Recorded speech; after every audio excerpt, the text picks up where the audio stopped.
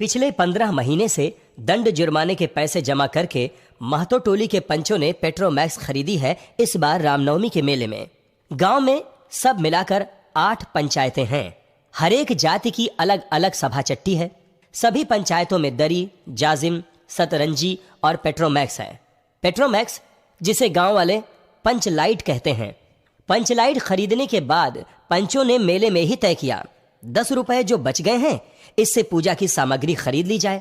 बिना नेम टेम के कल कब्जे वाली चीज का पुण्याह नहीं करना चाहिए। अंग्रेज बहादुर के राज में भी पुल बनाने के पहले बलि दी जाती थी।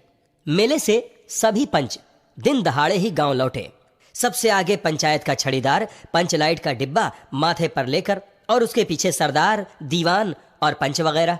गांव के बाहर ही ब्राह्मण टोले के फुटंगी झा ने टोक दिया, कितने में लालटेन खरीदी महतो?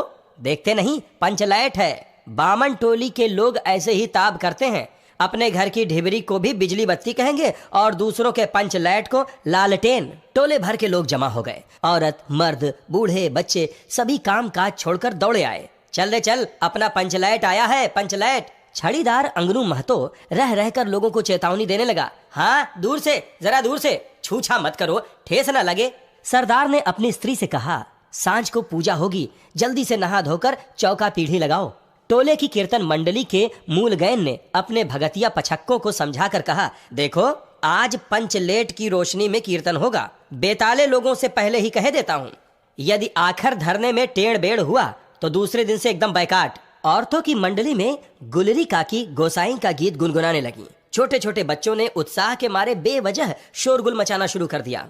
सूरज डूबने के 1 घंटा पहले ही टोले भर के लोग सरदार के दरवाजे पर आकर जमा हो गए। पंचलैट, पंचलैट, पंचलैट के सिवा कोई गप नहीं, कोई दूसरी बात नहीं। सरदार ने गुड़गुड़ी पीते हुए कहा, दुकानदार ने पहले सुनाया पूरे 5 कौड़ी 5 रुपया।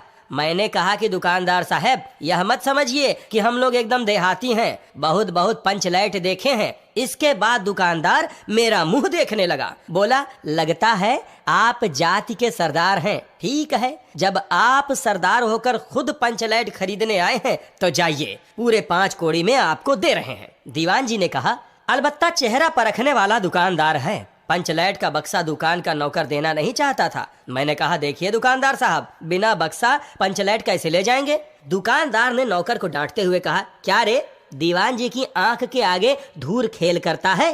दे दे बक्सा।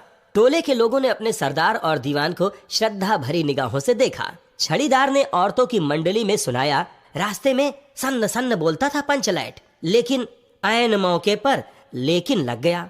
रुदल शाह बनिए की दुकान से 3 बोतल किरासन तेल लाया और सवाल पैदा हुआ, पंचलैट को जलाएगा कौन? यह बात पहले किसी के दिमाग में नहीं आई थी। पंचलैट खरीदने के पहले किसी ने न सोचा, खरीदने के बाद भी। अब पूजा की सामग्री चौके पर सजी हुई है। कीर्तनिया लोग ढोल करताल खोल कर बैठे हैं और पंचलैट पड़ा हुआ है। गांव वालों ने आज तक कोई ऐसी चीज नहीं खरीदी जिसमें जलाने बुझाने का झंझट हो। कहावत है, भाई रे गाय लूं तो दूहे कौन? लो मजा। अब इस कल कब्जे वाली चीज को कौन बाले? यह बात नहीं कि गांव भर में कोई पंचलैट बालने वाला नहीं। हर एक पंचायत में पंचलैट है, उसके जलाने वाले जानकार हैं। लेकिन सवाल है कि पहली बार नेम टेम करके, शुभ लाभ करके दूसरी पंचायत के आदमी की मदद से पंचलैट जलेगा। इससे तो अच्छा है कि पंचलैट पड़ा रहे, जिंदगी भर का ताना कौन सहे। बात बात में दूसरे टोले के लोग कूट करेंगे, तुम लोगों का पंचलैट पहली बार दूसरे के हाथ से। ना ना, पंचायत की इज्जत का सवाल है, दूसरे टोले के लोगों से मत कहिए। चारों ओर उदासी छा गई। अंधेरा बढ़ने लगा। किसी ने अपने घर में आज ढिबरी भी नहीं जलाई थी। आज पंचलैट के सामने ढिबरी कौन बालता है? सब किए कराए पर पानी फेर रहा था। सरदार, दीवान और छड़ीदार के मुंह में बोली नहीं। पंचों के चेहरे उतर गए थे। किसी ने दबी आवाज में कहा, कल कब्जे वाली चीज का नखरा बहुत बड़ा होता है। एक नौजवान ने आकर सूचना दी, राजपूत टोली के लोग हंसते हंसते पागल हो रहे हैं। कहते हैं, कान पकड़कर पंचलैट के सामने 5 बार उठो बैठो, तुरंत जलने लगेगा। पंचों ने सुनकर मन ही मन कहा, भगवान ने हंसने का मौका दिया है, हंसेंगे नहीं। एक बूढ़े ने आकर खबर दी, रुदल शाह बनिया भारी बतंगड़ आदमी है, कह रहा है पंचलैट का पंप जरा होशियारी से देना। गुलरी काकी की बेटी मुनरी के मुंह में बार बार एक बात आकर मन में लौट जाती है। वह कैसे बोले? वह जानती है कि गोधन पंचलैट बालना जानता है, लेकिन गोधन का हुक्का पानी पंचायत से बंद है। पंचों की निगाह पर गोधन बहुत दिन से चढ़ा हुआ था। दूसरे गांव से आकर बसा है गोधन, और अब तक टोले के पंचों को पान सुपारी खाने के लिए कुछ भी नहीं दिया। परवाह ही नहीं करता है। बस पंचों को मौका मिला, 10 रुपया जुर्माना न देने पर हुक्का पानी बंद। आज तक गोधन पंचायत से बाहर है, उससे कैसे कहा जाए? मुनरी उसका नाम कैसे ले? और उधर जाति का पानी उतर रहा है। मुनरी ने चालाकी से अपनी सहेली कनेली के कान में बात डाल दी। कनेली, चिंगो चिद चिन। कनेली मुस्कुरा कर रह गई। गोधन तो बंद है। मुनरी बोली, तू कहे तो सरदार से गोधन जानता है पंचलैट जलाना। कनेली बोली, कौन? गोधना जानता है बालना, लेकिन सरदार ने दीवान को देखा और दीवान ने पंचों की ओर। पंचों ने एक मत होकर हुक्का पानी बंद किया है। सलीमा का गीत गा गाकर आंख का इशारा मारने वाले गोधन से गांव भर के लोग नाराज थे। सरदार ने कहा, जाति की बंदिश क्या, जबकि जाति की इज्जत ही पानी में बही जा रही है। क्यों जी दीवान? दीवान ने कहा, ठीक है। पंचों ने भी एक स्वर में कहा, ठीक है, गोधन को खोल दिया जाए। सरदार ने छड़ीदार को भेजा। छड़ीदार वापस आकर बोला, गोधन आने को राजी नहीं हो रहा है।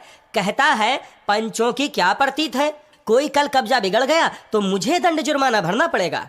छड़ीदार ने रोनी सूरत बनाकर कहा, किसी तरह गोधन को राजी करवाइए, नहीं तो कल से गांव में मुंह दिखाना मुश्किल हो जाएगा। गुलरी काकी बोली, जरा मैं देखूं कह के। गुलरी काकी उठकर गोधन के झोपड़े की ओर गईं और गोधन को मना लाई। सभी के चेहरे पर नई आशा की रोशनी चमकी। गोधन चुपचाप पंचलैट में तेल भरने लगा। सरदार की स्त्री ने पूजा की सामग्री के पास चक्कर काटती हुई बिल्ली को भगाया। कीर्तन मंडली का मूलगैन मूर्छल के बालों को संवारने लगा। गोधन ने पूछा, स्पिरिट कहाँ है? बिना स्पिरिट के कैसे जलेगा? लो मजा।